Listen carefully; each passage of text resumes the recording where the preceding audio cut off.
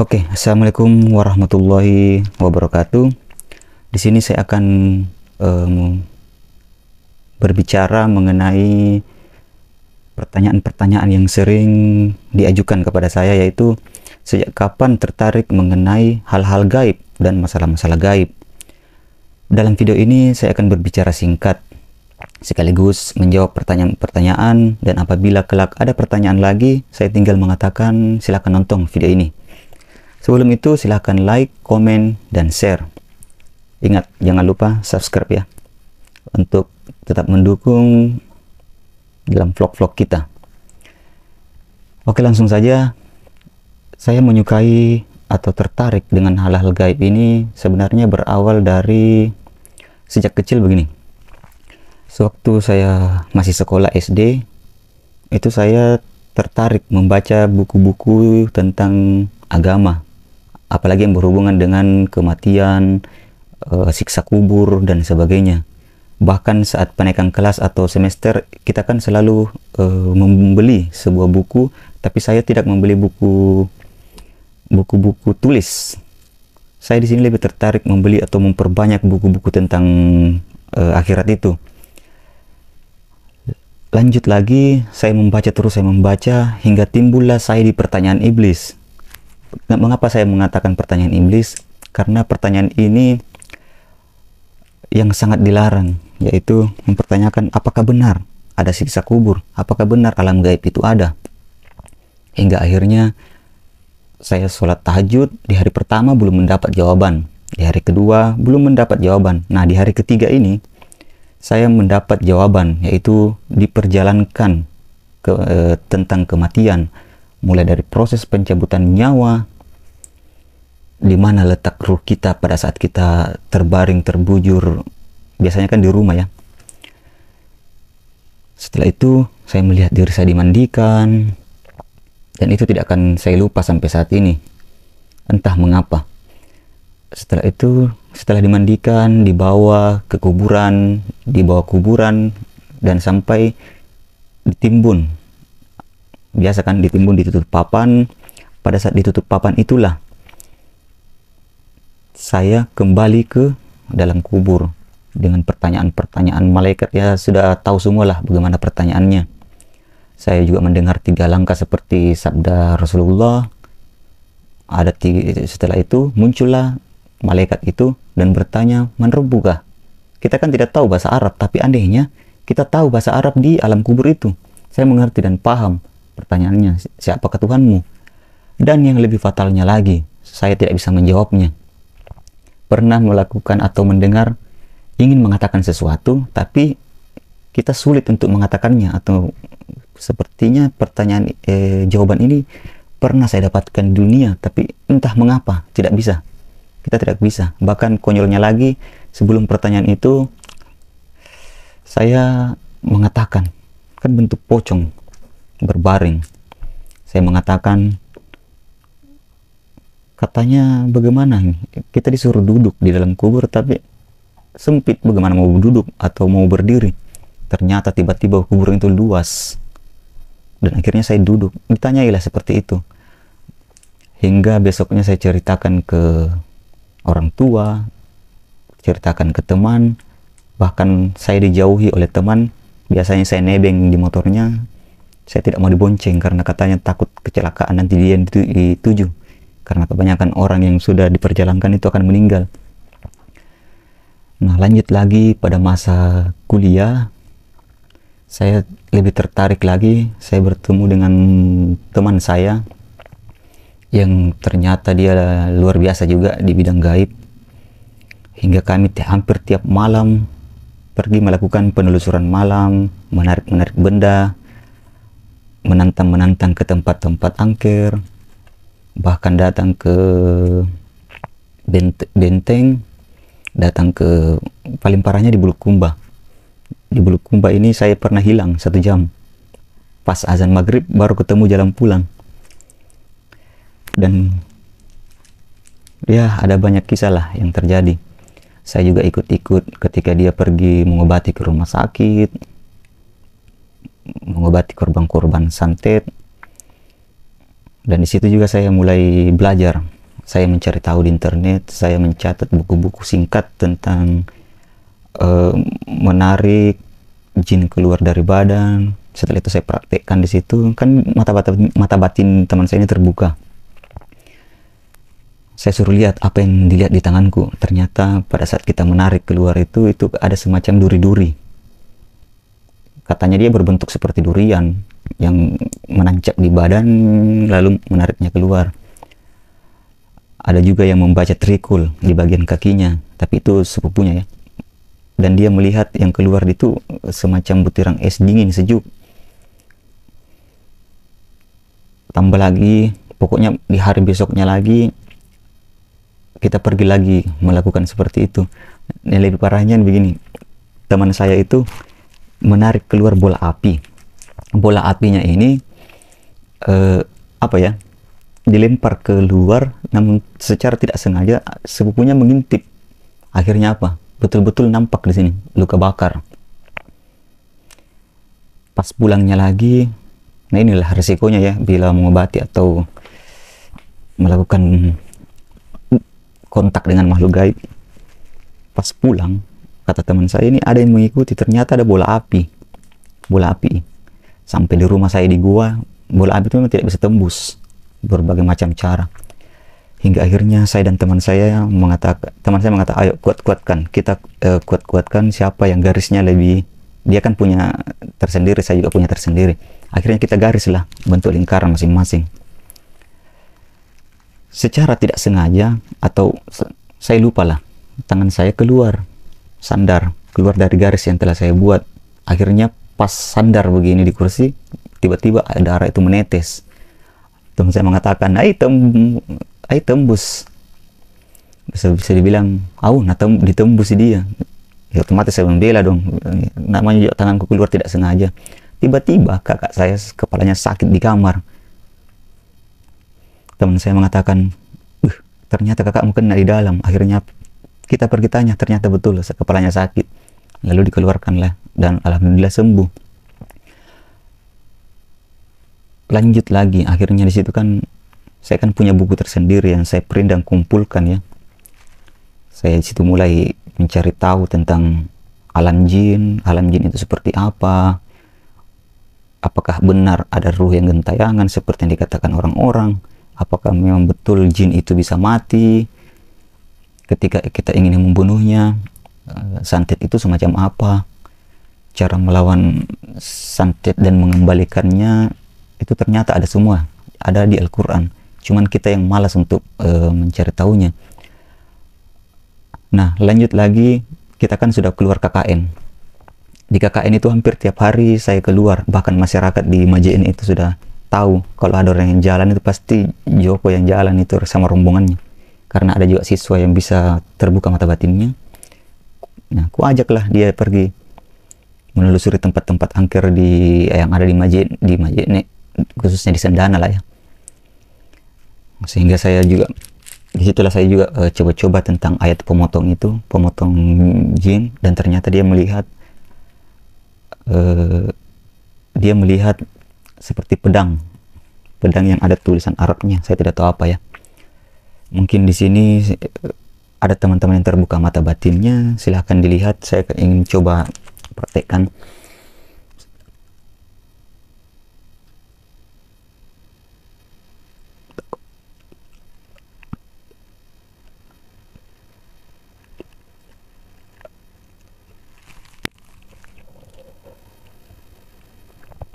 Kurang lebih seperti ini ya. Jadi begini cara kita menggoroknya. Nah, ketika jin itu digorok, bagaimana kalau ayam digorok? Seperti itulah. Dia tepar-tepar kiri kanan. Sebagaimana tapi ingat, di sini saya tidak akan memberitahukan tentang ayat ini walaupun ada di Al-Quran, karena jangan sampai disalahgunakan. Karena membunuh jin itu sama dengan bagaimana kita membunuh manusia. Apalagi jin itu tidak salah. Dan resikonya juga sangat fatal. Apalagi kalau membunuh jin yang baru masuk sebentar, belum didakwahi. Ya, jadi kita tidak boleh asal menggunakannya. Jadi saya tidak tidak akan pernah mengatakan apa ayat yang akan dibaca ini kecuali saya betul-betul tahu pribadinya. Ya disitulah, di masa-masa KKN itu banyaklah terjadi sesuatu hingga saya memimpikan sebuah buku yang isinya itu tulisan Arab tapi tidak ada tandanya. Nah, ada siswa saya yang mengatakan, seperti buku saya kak, dia punya 4 buku. Akhirnya dia memberikan buku itu karena dia mengatakan buku itu cocok untuk saya. Tapi sampai saat ini saya tidak bisa baca. Dan saya tidak buka-buka karena saya tidak tahu Arab gundul itu apa artinya ya. Dan saya juga belum mendapatkan orang yang bisa membaca Arab gundul itu sampai sekarang. Setelah itu, setelah KKN terputus, saya jarang lagi keluar hingga suatu malam sampai di rumah di gua ya, saya kembali bermimpi, entah mimpi atau nyata, tapi perasaan saya ini kayak nyata ya, semua berdenyut, badan berdenyut-denyut, mendengar suara teriakan-teriakan, bahkan tiba-tiba saya melihat ada kilasan seperti layar tancap terlihat mulai dari masa kecil saya, apa yang saya lakukan sampai saya dewasa, hingga saya mengatakan, wah mungkin ajal saya. Di situ otomatis panik lah. Kenapa panik? Karena kita ini jangan sampai meninggal sedangkan amal kita ini masih kurang. Setelah itu berlanjut lagi, entah dari mana tiba-tiba, intinya setelah banyak kejadian-kejadian aneh khususnya di mimpi itu, tiba-tiba bila saya melihat seseorang itu, entah mengapa saya selalu tahu apa yang dia pikirkan. Itu keanehan yang berikutnya, sampai teman-teman saya juga ada beberapa yang tahu karena saya langsung bertanya kepada mereka. Mereka mengatakan iya betul seperti itu. Namun sayangnya saat ini jarang aktif.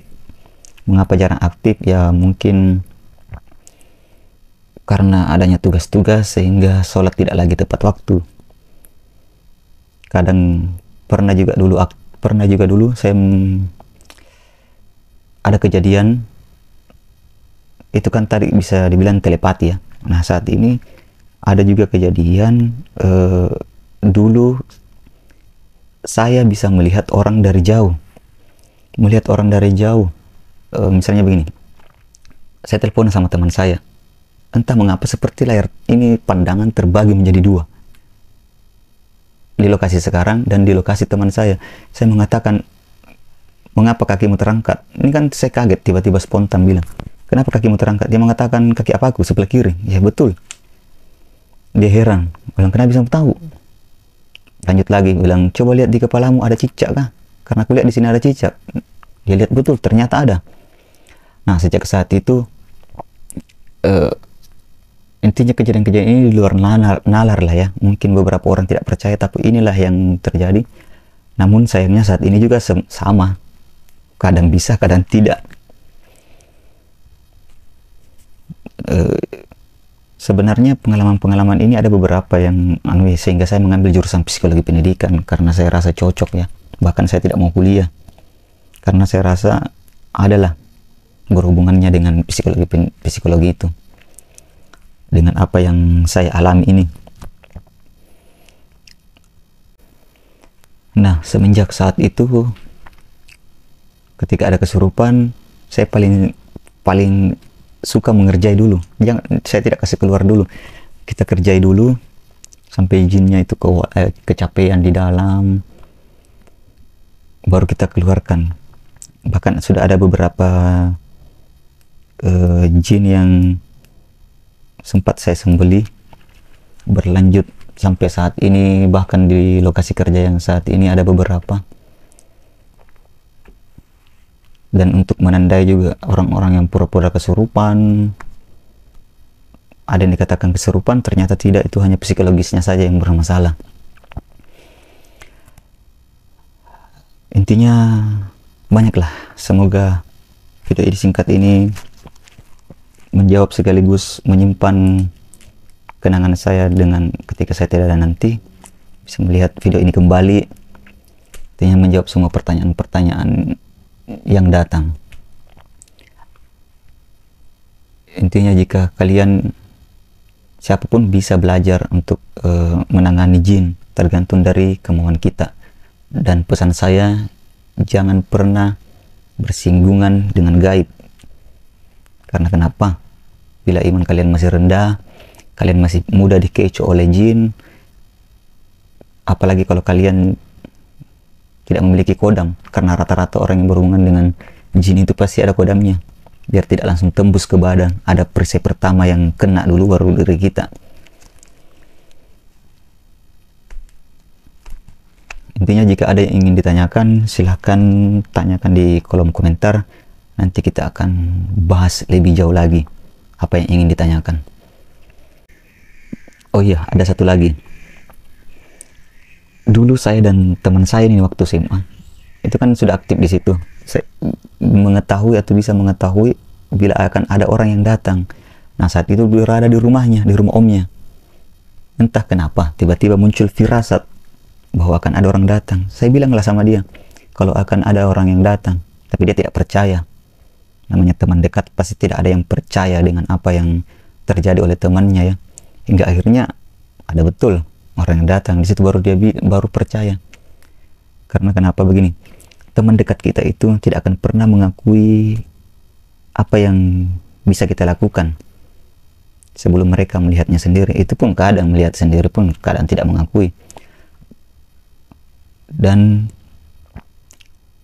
orang-orang yang bersinggungan dengan makhluk gaib pun itu rata-rata dijauhi oleh orang. Intinya belajar, pahami atau cari tahulah kelemahan atau tipu daya bangsa jin itu sangat banyak. Ada banyak yang saya temui, apalagi yang mengaku sebagai roh, fulan mengaku sebagai buyut. Itu lebih parahnya, mengaku saya buyut itu banyak yang percaya. Bahkan anak-anak yang masih kecil itu kalau dia minta rokok kesurupan diberikan, padahal itu kan tipu daya jin untuk merusak anak itu dan merusak akidah dari orang tuanya atau orang-orang yang mempercayainya. Ada juga yang percaya masalah kembaran buaya lah, orang yang dikerjai jin, katanya jin itu sudah keluar, ternyata dia masih bersembunyi di dalam. Intinya ada banyak sekali.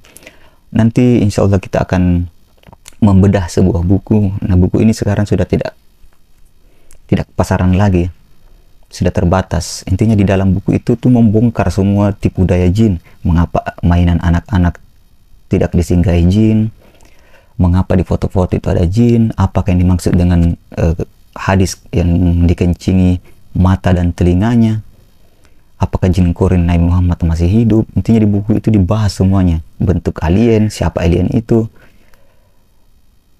cara jin ketika dia masuk ke tubuh dan dia bertempat di mana, itu kan kita bongkar. Bukunya ini tuh dialog dengan bangsa jin atau dialog dengan jin muslim. Jin muslim inilah yang membongkarnya. Oke, mungkin sekian dulu yang bisa saya sampaikan. Intinya silahkan di subscribe, nyalakan loncengnya. Kalau ada yang tanyakan di kolom komentar. Kita akan bahas lebih jauh. Oke. Dan untuk video-video lainnya terjadi di kamar mandi itu apa yang kita lakukan, itu sudah saya upload.